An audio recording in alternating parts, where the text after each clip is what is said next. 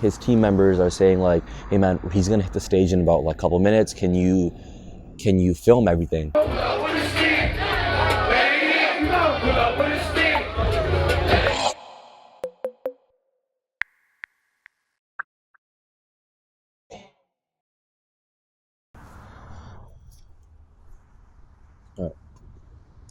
So you guys may know me from my one-on-one interview series. You know, the series where I pretty much sit down with some pretty big celebrities, artists, and just have a conversation with them. But what you guys don't really get to see is like all the madness that goes on behind that. You know, imagine being an 18-year-old kid from Vancouver, Canada, you know, trying to grow a hip-hop culture. You guys don't get to see me running around the city, booking locations, you know, negotiating with managers.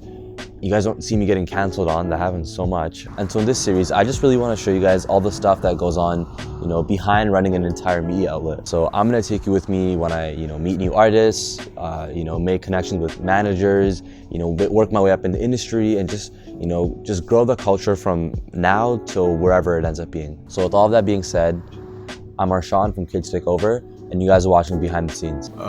There's just nobody in the room. Yeah. Like, I don't like people in the room when I record. So in this one, I'm really just gonna talk about that first video that I put out, you know, that one-on-one interview with Sahbabii. Sahbabii is someone that, you know, I've seen coming up, you know, in the rap game.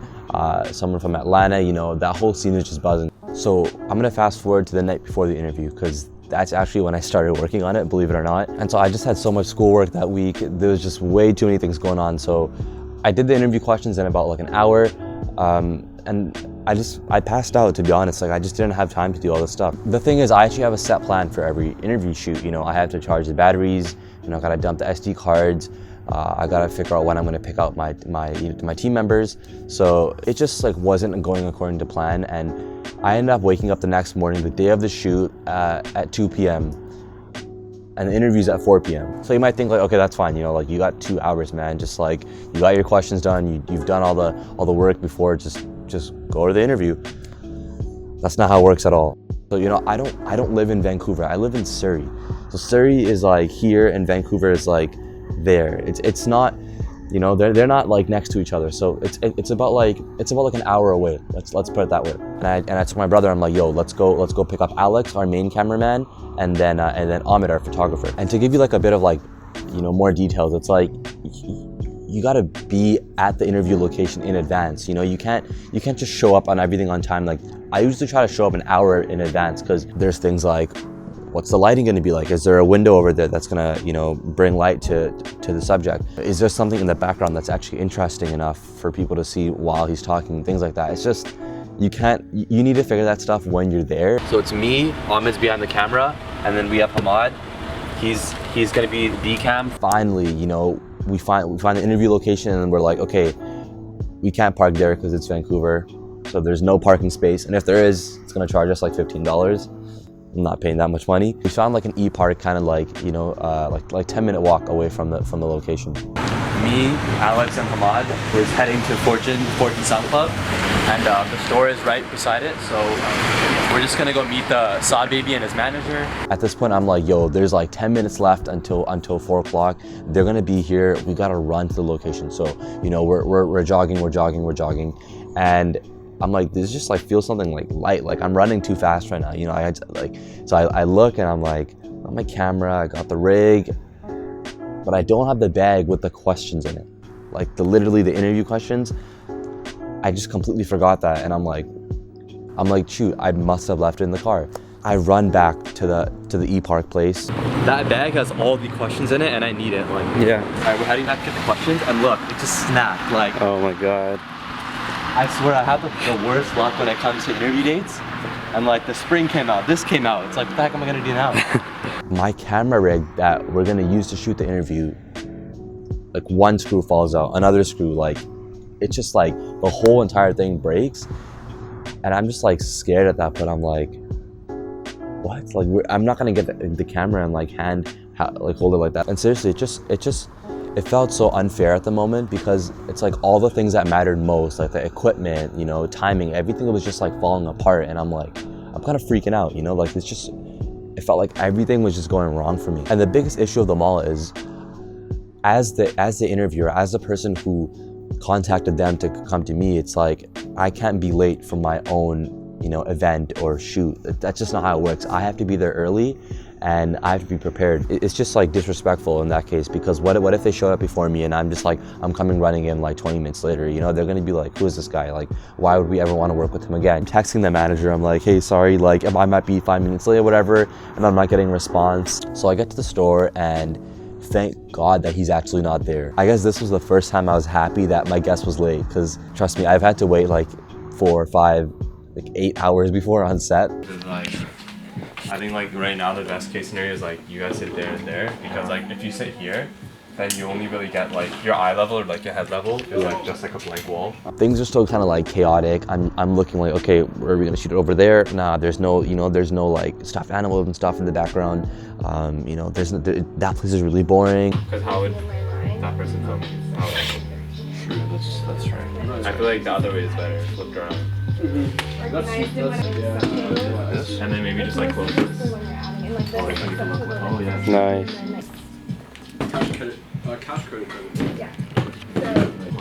Let me see first. Let me see. Oh, this looks really good. I like this a lot. This side is perfect in my opinion. I like this a lot. Thankfully, my brother and like just my team was pretty much just helping me out really well. There was some cool stuff in the background. The lighting was good. Everything was composed well. So then, like 10 minutes go by. Then like 20 minutes. Jesus, these are taking long. At least I know they're in the car. That's all that matters. Yeah. It's always the waiting game. It's just part of it. Yeah. And then half an hour. I think it had a couple really good songs though. Yeah. Like, I really. And I'm kind of wondering, like, shoot, like, where is he? Like, where the heck are these guys? So I go outside, it's about another like 10 minutes of me just like going for a walk, and then I come back to the store and I see this dude waving to me, and I'm like, it looks familiar. And it ended up being the manager. It ended up being Soup, Sahbabee's manager. So Soup comes out with Sahbabii and his like whole crew. There's like, I don't know, like 5, 6 guys. And I'm like, yo man, what's going on? I hope you got here safe and everything. And then I see this like logo on the taxi that they came from, and I thought I recognized it. It said Kuber Taxi. Yeah, it said Kuber Taxi. And then I was like, yeah, it seems familiar. Like I've seen those around my house, and I don't live in Vancouver. So then he was like, hey, sorry man, I know we were late, but it was just really hard getting taxi service in Surrey. I'm like, sorry, like, could you repeat that? And he's like, yeah. So like in Surrey, like our hotel was there and we couldn't find car service really well. And I was like, so you guys are telling me that your hotel was in Surrey? And then he told me the name of the hotel, and it was literally like 5 minutes away from my house. So in that case, I didn't have to plan this place in Vancouver and all that stuff. I could have literally done it near my house, like with no panicking, things like that. But I didn't have time to like, complain about that or anything. So I was like, you know what? It's fine. Like, we're here. Let's do the interview. It's gonna be cool. I found a really cool location, and we're already in Vancouver. Are they now? Front door. This is Hello. Mod and How's it going, guys? Yeah. Nice to meet you, man. Hello. How's it going, man? Yeah, so we just want all that stuff in the back. How are you? So we'll just sit there. How's it going? How are you? Nice to meet you, man. Nice to meet you guys. Same. Here, Sahbabii, I'll just mic you up real quick. The smiley face, man.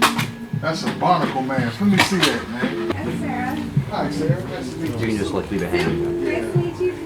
You can like kind of hang it like that. Right. That would be easier.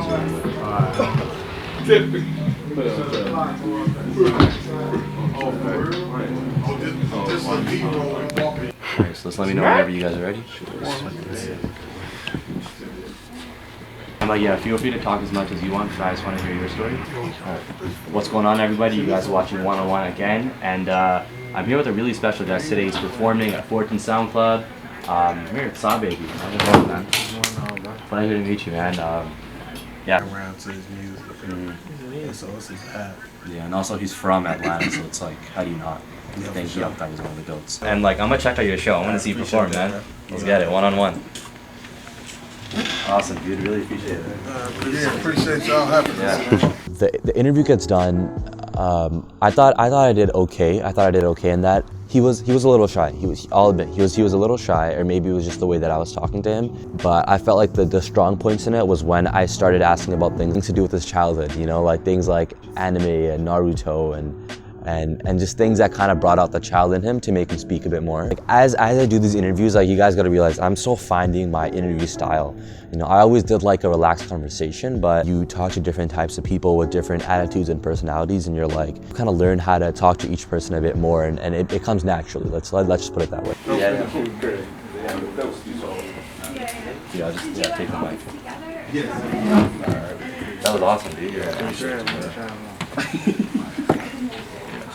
Because I was watching Atlanta like yesterday, and like one of your songs up here. Yeah, that was dope. I was like, I didn't know the song, but I just searched out the lyric. I was like, yo, this is fire. And I listened to like the rest of the album. It's like fire too. 2019? In like literally November 11th. Okay. Look 18, no shit. How old do I honestly look like? Your ass look about 25. How old do I look? Like what's the same thing that girl looks like? You look about 26. He's 18, I'm 19. Oh, yeah. Damn. So we're at the store called Blim. It's in Vancouver. Sahbabii loves anime, you know, so all my interviews, I try to make them somewhat relevant to the person's needs. Like, I kid you not, I'm not exaggerating at all, but him and his entire team, they bought like everything in the store. You know, I'm talking even his dad too. Like they bought like Pikachu hats, like Ninja Turtle backpacks. And it was just kind of crazy to see this dude that comes in with like this black cloak and like spike chains and stuff. And then after he's like buying all these like little cute hats. This shit up in here, this shit goes crazy. You guys about to, oh, that's, I see you wearing that because Pokemon? Yeah, hell yeah. Oh shit. Crazy, though. Damn, that's an umbrella. Oh, you found the hat with you on? He's not going with the hats on How did they have a hat with you? Yeah, Pikachu go crazy.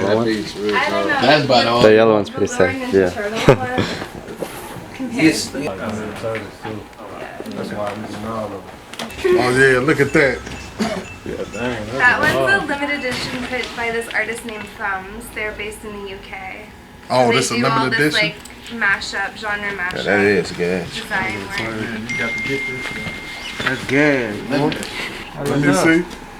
Hey boy, that's a whole different swag, boy. Y'all come out with the hands, boy. Y'all go crazy.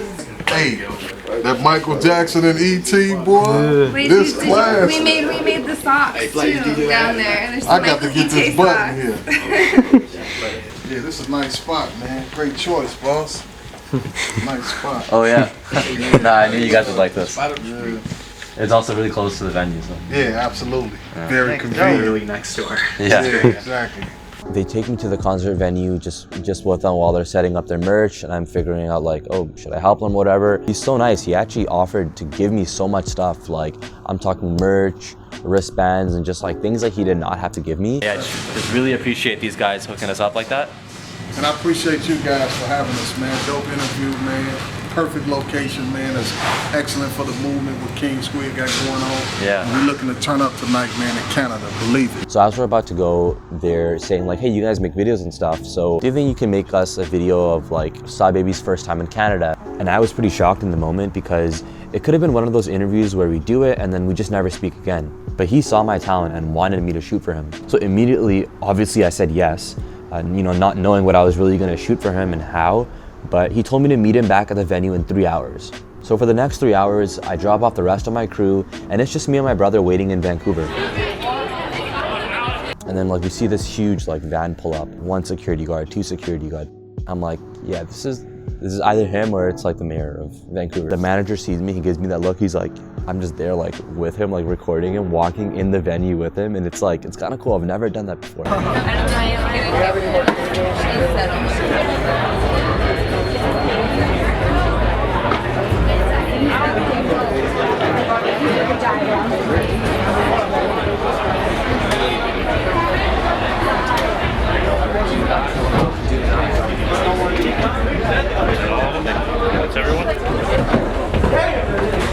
It's just kind of like interesting because over there it's like everyone is seeing him as this like god, like this huge celebrity. They're taking pictures with him. This one guy like made art for him.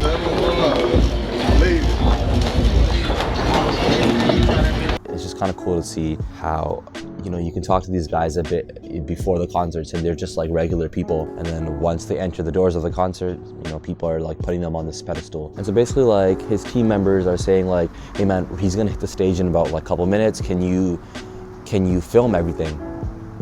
And I'm like, yeah, like where should I, like do you want me to stand on the side, like where? He's like, yeah dude, just come on stage, like just come right next to him and like film him. Telling you now, it's going to be a great show. The best host in the world, CBMG the lady.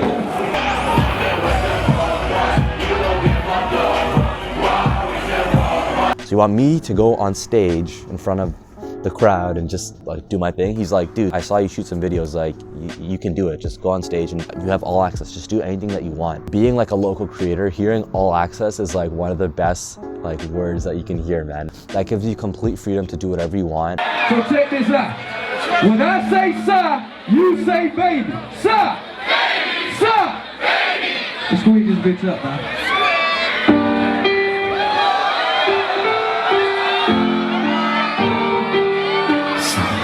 I need y'all to get the phones up right now. Light it up. Light it up. Everybody get your phones up. Introducing Sahbabii, the king of the jungle.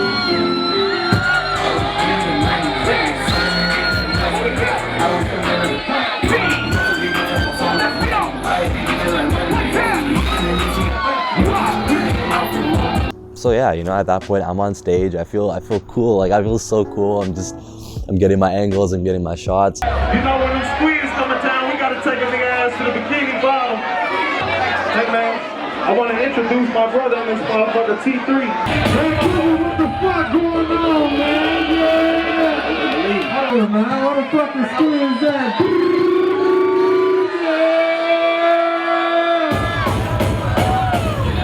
Love to the mall, with a couple cows and 100 fucking dimes. I'm a sort of gang, you get your shit involved. Drink on with a drum, niggas ain't never gonna stop. We on that life, Lord shit. We on that lot of gang shit.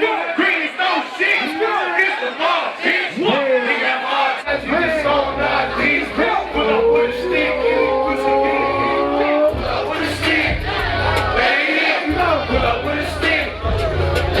Only two scripts. I'm making it like a crew. Throw that tracer. Fuck nigga have to sing it. I'm robbing. What? You starving. What? You a victim. Yeah, I'm robbing. It felt awesome to be on stage. One of the really cool parts of the night was like some people recognized me on stage. Like they're like, yo, you're the guy who does the interviews. You did the one with Murder Beats with Zaytoven. But yeah, like this one girl asked me to like take a picture with her, and I was like, why would you want to take a picture with me? We're done. It's like what, 1 a.m. No, 2 a.m. right now. We just filmed Sahbabee's whole set. He was a sick performer, right? Yeah, he was dope. Like he was hype, and we were on the stage. It was dope. Cool day, you know. Interview, hung out with them. Yo, what's going on? Oh, yo, what's up, bro?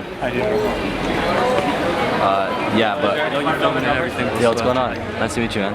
So one thing that I definitely just like couldn't stop thinking about that same night was literally that morning I was freaking out. I was stressing out so much over things that, yeah, I should have planned, but you know, when there's so many chaotic things going on, you really just gotta like take a breather and just like chill. If you're really passionate about it, if you really have that drive in you, like you'll get it done and you'll do it right. Truthfully, that morning, if I woke up at 2, I could have slept in, I could have been like, F it, you know, like this is not gonna work out. I cannot make it to Vancouver in that much time. I can't get ready in that much time. But it's like the phrase that was running through my head at the time was, what's the worst that could happen? Okay, like they might get a bit mad at you. Just kill it. Go on the day and just kill it, you know, like do what you gotta do. Sure, the camera rig breaks, whatever, you know, find a different solution. When all these crazy things are going on, you just gotta learn to like stress less and, you know, just like put your best foot forward, go with the flow and do what you're best at. But yeah, I hope that kind of gives you guys a bit more sense to what happens before I press record in the interview. What was running through my mind that entire time. So much chaos, but at the same time, it's just so much fun, I'll be honest, it's so much fun. Anyways,